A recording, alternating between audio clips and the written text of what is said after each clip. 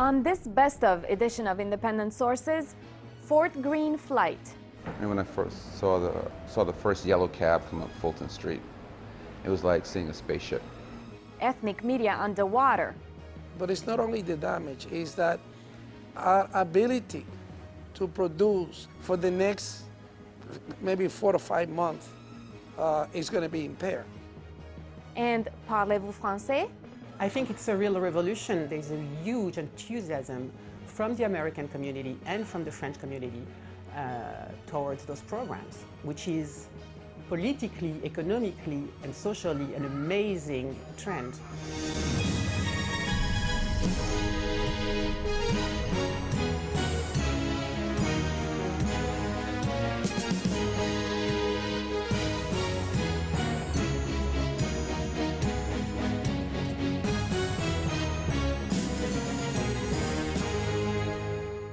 Welcome to Independent Sources. I'm Vianora Vinca. This week we'll take a look at some of our favorite stories from the past season. We'll begin with Abby Ishola's piece about the gentrification taking place in Fort Greene, Brooklyn. That neighborhood was once the borough's mecca for black business. It's been close to 20 years since Michael Thompson opened the Brooklyn Moon Cafe in Fort Greene.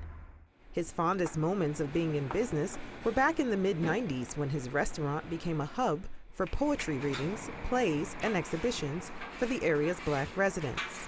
But that whole time, it was just like black Hollywood. A lot of celebrities, actors, artists. Space was very raw, it was broken down, but it was still very charming. I loved it. Artists like Spike Lee set up shop in Fort Greene in the mid-80s.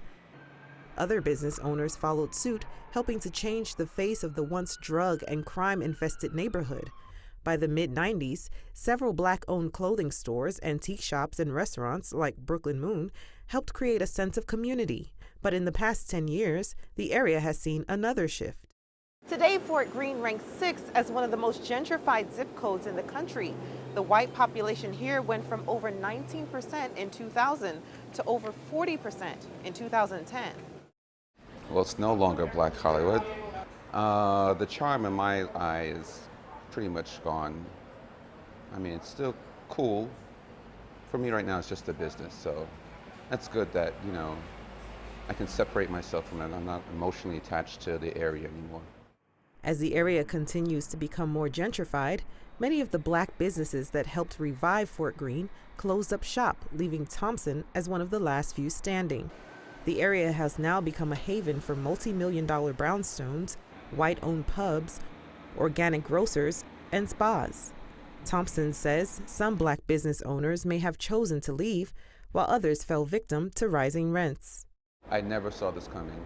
And when I first saw the first yellow cab come up Fulton Street, it was like seeing a spaceship. It's like, what the? Yeah. That's how different this neighborhood was. I used to know the 2 white families, now I know the 2 black families. Very big change in this neighborhood. And in a very short space of time. 10, 12 years is no time to change a complete neighborhood. Despite the changes over the years, Thompson says business for him is good. He believes things are about to get even better with the recent opening of the Barclays Arena, home of the Brooklyn Nets.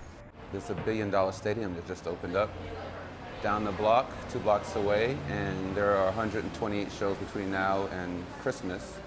So to me, that's Christmas. For Independent Sources, Abby Ishola. Gentrification is a growing issue in the communities that we cover. In this next piece, we see how some actors were inspired to create a web series about the issue. Judith Escalona filed this report.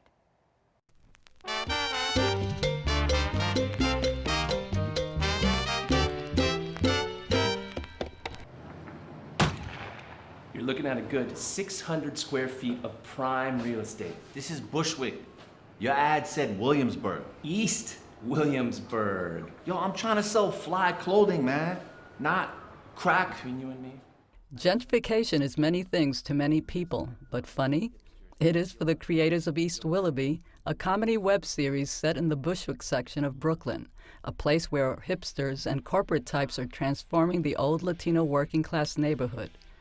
Julia Grobe is one of the creators and also acts in the series. Yamin, my co-creator, and I, who've known each other since high school, got together. We're both living in Brooklyn. We're both Latinos, and we wanted, I think we shared a frustration with the types of Latino stories that were being told in media, and specifically film and television.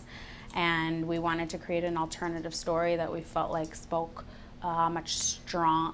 more strongly to the actual current realities of urban Latinos living in New York City. Yo, y'all need to stop talking that sports shit. Shut up, bro. Ain't nobody like baseball anymore, man. A cross between Cheers and Do the Right Thing, the show takes place in a local bar where the owner and a colorful array of characters exchange barbs and warily speculate about their changing neighborhood. Baseball's average attendance was like 28,750 something.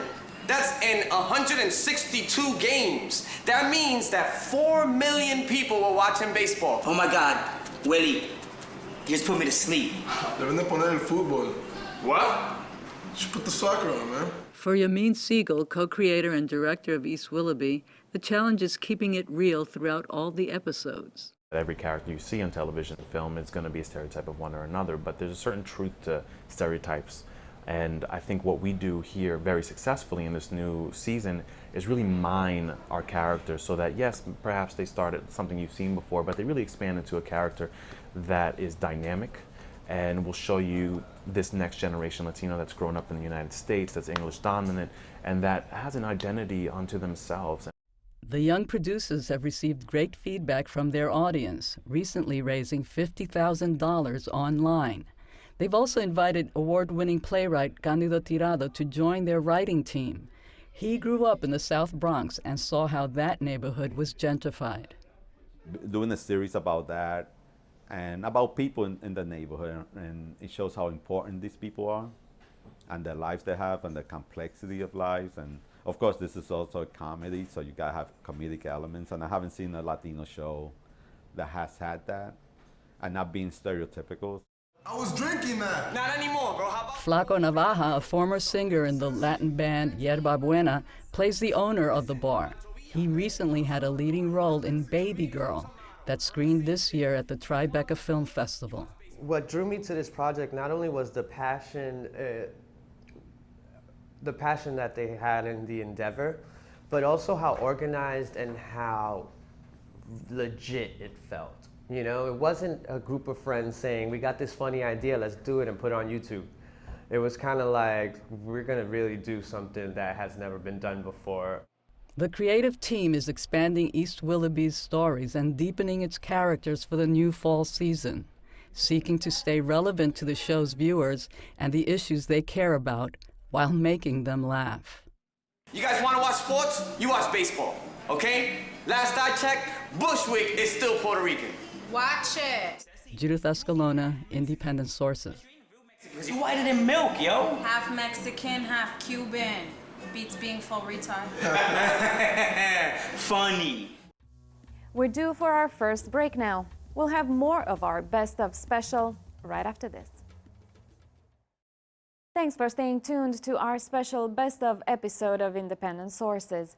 Gentrification was only one of the many issues we tackled this past season. Another significant issue was that of the rising poverty rates in this country.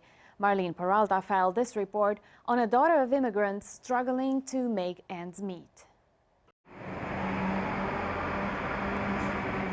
Patricia Rosario is a native New Yorker who enjoys volunteering at the West Side Campaign Against Hunger in Upper Manhattan. I've been volunteering at this church for the last couple of years. I put in a lot of hours. I get along with everyone. They get along with me. They like me very much. It has been very good for me coming here and keeping myself busy and opening up and talking to people. While Rosario dishes out aid to others, she's getting some assistance of her own from the pantry. She's been talking to pantry counselors about job opportunities.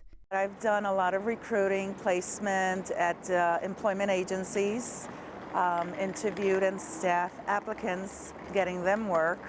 And unfortunately, with the big recession back late 2008, 2009, I was let go. Rosario has been on and off unemployment benefits and part-time jobs ever since. With money running out, the food pantry became a safety net for her. Unfortunately, I was in need for some food, and I was told about this church, and I came and applied for pantry.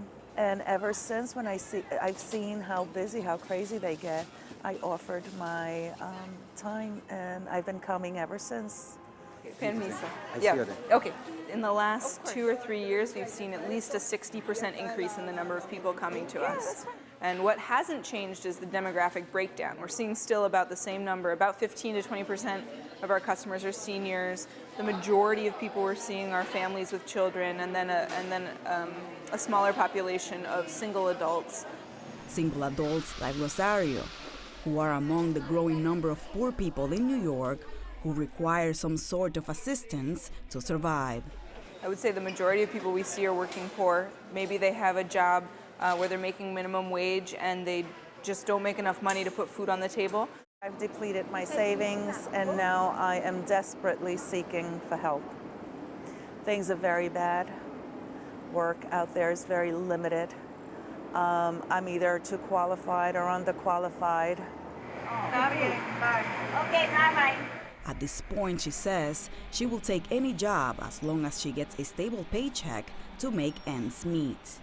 Marlene Peralta for Independent Sources. Hurricane Sandy affected so many in New York, from those people who made news in the Rockaways to those covering the news all over the city. One of the hardest hit ethnic media outlets was the Spanish station HITN. Here's the station's CEO and founder, Jose Luis Rodriguez, telling us about the damage in his own words. My name is Jose Luis Rodriguez. I'm the founder and CEO of HITN, which stands for Hispanic Information and Telecommunications Network. We are the first and only public television network for the Latino community in the United States. Where we are right now standing, the water came, because the way we constructed it, somehow came up from the bottom and cracked the floors. If you look at the whole studio, it's cracked and destroyed. We have to rebuild all this. I mean, it goes all the way to the other end. We thought we had protected ourselves with the bags, but since the water came from directions that we really didn't anticipate, it filled up a number of equipment that we have here stored, props, even papers.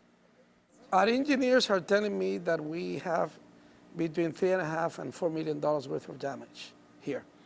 But it's not only the damage, it's that our ability to produce for the next maybe 4 to 5 months is going to be impaired. We might have lost our history, because all the files that dealing with HITN, we have them down here. Really, I still even haven't paid attention to that, okay? Because that's for me personally, that could be my really the biggest damage that we suffer, because you know, it's been 30 years to build this, and there's a history here. Stay tuned. There's still more to come on our Best of edition. Welcome back. Our next story focuses on the growing number of French dual language courses that are being offered in the city. Sarah Pizon filed this report on the effort to grow these classes from kindergarten to public high schools. 2, 3, 4, 5. Counting, singing, and exchanging. Pascal Sedbon finds that this is the best way to teach French to these 3- and 4-year-olds at her kindergarten in Borum Hill. Sedbon is a French immigrant who moved to Brooklyn more than 10 years ago with her 2 children. She felt there was something missing for French parents who wanted to put their toddlers into the American school system. So she created the Language and Laughter Studio. We had to fit in, which was already a big challenge, but at the same time keep our custom, culture, and language alive. Eventually, what started as a program for only French speakers quickly gained the attention of American parents. Her school now welcomes over 70 children, both French and non-French speakers. I think it's a real revolution. There's a huge enthusiasm from the American community and from the French community towards those programs, which is politically, economically, and socially an amazing trend. A trend that's persisting. Some say in part because learning multiple languages will help these children compete in the emerging global economy that will require them to deal with people from all over the world. Parents like Talcott Camp understand that. She is a member of Éducation Française in New York, a parent association that promotes French as a second language. She is among the many American parents that have helped set up the 4 elementary public schools currently featuring French dual language programs. She says the push is also due to economics. Families can't pay for the lycée, they can't get into the lycée even if they could pay for it because there's a very limited number of spots. And many parents want to be part of New York City's public school community. There are more than 127,000 French speakers in New York City, but the recession has affected the Francophone immigrant population. While prior French immigrants were mostly expats, most French immigrants today cannot afford the $27,000 yearly tuition for the French lycée. It's a different population as well, with different means, so there is a socioeconomic factor that pushes people towards public schools. The rising demand for French dual languages in New York City is attracting the attention of the French government. Hélène Conway-Moret, the Minister Delegate for French Nationals Abroad, recently visited PS 58 in Carroll Gardens, the first New York public school to feature a French dual language program at the elementary level since 2007. Ce sont des grosses jambes, regarde. L'autruche, le cheval. You see, after a year, you always need to kind of look back and see what worked, what didn't work, what we can improve, and see if indeed we got it right. Obviously, for this school, it's very good. It's excellent, and maybe it can serve as a model for the rest. Students at PS 58 alternate between English and French each day of the week. The teachers put a big emphasis on reading. The goal is to make the students equally proficient in English and French by the time they leave the 5th grade. But the emphasis isn't just on kindergarten through 5th grade. 2 new middle school programs are set to open next fall. One in Park Slope at MS 51 and the other one here behind me at MS 256 on the Upper West Side. But there's concern that as these programs reach middle schools, the expectations and the risks of failure become greater. In grade school, one teacher can teach all of the subjects. So when you get to middle school, you have to have a teacher who's certified for that material and be bilingual. So that's the trick. And it happened in the past, and some schools have started a program and then gave up a few years later because it was too demanding, too challenging, or they didn't find the right people to take care of it. So yes, there are failures. Unfortunately, there are failures, yeah. Despite those failures, there's still a rising demand for the limited spots in public schools. The EFNY and the French Embassy continue to collaborate in the hopes of doubling the availability of French dual language programs in New York City. For Independent Sources, I'm Sarah Pizan. And finally, here's Menglin Wang's piece about Mahjong, a game with origins in the Far East that's beloved by some from the Middle East. Saoyong is 95, and the Lime is 81. What are they so dedicated to? The answer is Mahjong. This is a Mahjong room inside the Project Open Door Senior Center in Chinatown. The 6 tables are always occupied. Many of the elderly can sit and play the game for an entire day. For some, Mahjong is a daily exercise. 1至5度來呢度度玩下麻雀㗎，可以用下腦筋啊，防止切外啦。From 8 o'clock to 5, I've been in the center, otherwise at home. Mahjong is commonly seen as a quintessential aspect of Chinese culture along with Beijing opera, calligraphy, and martial arts. It is the #1 social game for Chinese, especially to businessmen, who close many deals at Mahjong tables. The game is also thought as a good way to avoid dementia. 医学发觉呢，假如你能够猜麻将呢，你就可以没有吃癌症。但是我现在告诉你一个秘诀，就是说，你怕吃癌症吗？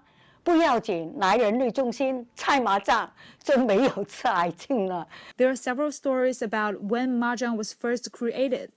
Some people claim that it was invented by the Confucius, while some others said that it was created only 150 years ago. In either case, Mahjong is a complex game that requires skill, strategy, and a certain degree of chance. But the basics are quite simple. First, tiles are shuffled and then stacked in 4 two-tier walls. The dealer then rolls a dice that decides where to pick up the tiles and begin the game. Everyone starts with a 13-tile hand except the dealer, who has 14. Then continue to throw and collect the tiles in a counterclockwise order. In order to win, a player needs to get the right combinations that sometimes can be 4 3-tile combinations plus a pair. 2 I can win, 2, 5 I can win, 8 I can win. You see, he's very funny, but he is 6. Here in Chinatown, Mahjong sets are offered at almost every senior center and association. But you may not know is that there's another group living in the city that also play the game on a regular basis. Every Monday, close to 100 Jewish women gather at this Upper East Side restaurant. They don't come here just to chill and have afternoon teas. They come here to play Mahjong. I go weeks and weeks without winning, but I never go any time at all without having a good time. So that's all that matters. I enjoy the game. 5 crack. About 80% of the players here were taught by one Mahjong master, Linda Feinstein, who is also the founder of the Manhattan Mahjong Club. I think women need this, something for themselves, because they're working so hard. And so this is like their time. They get together, they can play a game, it's fun. Everybody, has a good time.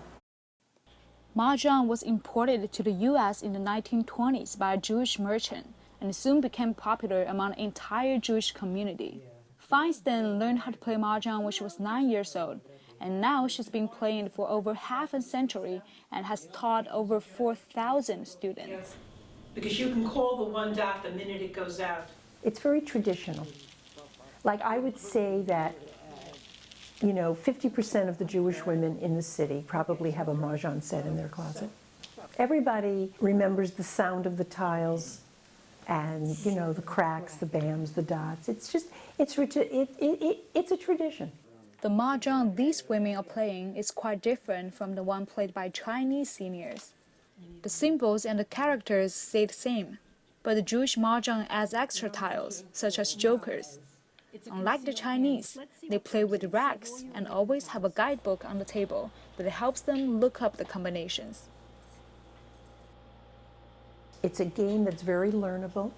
It's where you meet other women who love to play the game. It's very social, and it's a great way to make friends.